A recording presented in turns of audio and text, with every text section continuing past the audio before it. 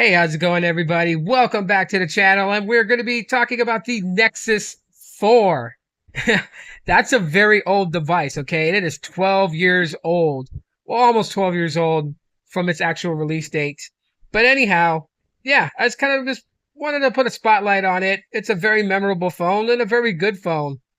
Of course, with the specifications, obviously, it's not going to be something I would advise anyone to be using today for several reasons. But to remind you guys, for the spec heads out there, uh, yeah, this device, 4.7-inch display with a 68.3% screen to body ratio, 768 by 1280 pixels with a 5 by 3 aspect ratio at 318 pixels per inch density. According to Gorilla Glass 2 for the display, this phone launched with Android 4.2 Jelly Bean, and its final destination was 5.1 Lollipop. It's got a Qualcomm Snapdragon S4 Pro processor. It's a quad-core clocked at 1.5 gigahertz with an Adreno 320 GPU.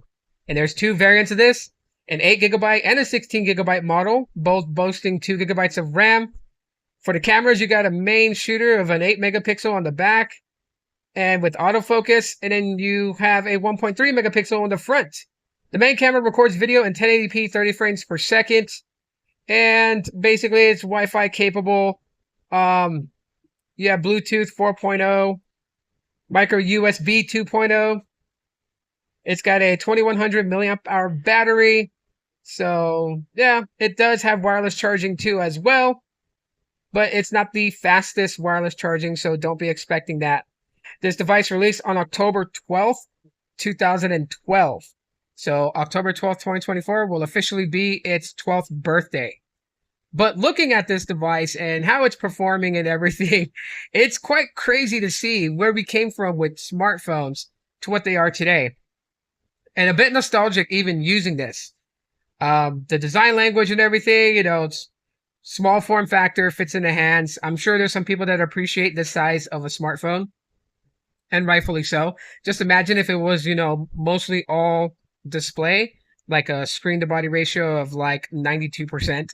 I think a lot of people would actually kind of like that, even though it's in the small form factor. But, it still has a few memorable things for nostalgia, like it's got a 3.5 millimeter headphone jack. So I could actually use this as a media player to listen to like Spotify if I threw in like a data only SIM card. The only downside to it is that this is a 3G device. Okay. 3G, no LTE. So that's why it's going to be really hard to get it supported these days, just because, we've already stepped forward. We're mostly focused on 5G connectivity, LTE as like our main foundation to keep us afloat with day-to-day usage.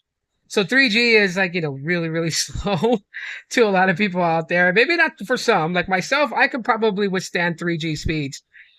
Just because, I'm doing things like social media like Facebook and, Threads, X. But like anything like more intense, more demanding for data consumption, obviously you'll start to see its weakness there. And even at sometimes with the operating system, it is a bit jittery and janky, and that's just, it's very, very outdated. I mean, you guys saw YouTube wouldn't even launch just because of how outdated it is. And so, just going through everything with the Nexus 4 wallpapers for that nostalgic feeling, it's really cool. And you got to think about it like, one thing is like, even though it does have a little stutter and jank here and there, overall it is a bit smooth. And I'm judging it as if I was, comparing it to something of today's standards, and seeing just the smoothness of it really has me like, wow, because this is again a 12-year-old device that can be this smooth, where it would be considered like budget in 2024. Absolutely crazy. What do you guys think? Comment below.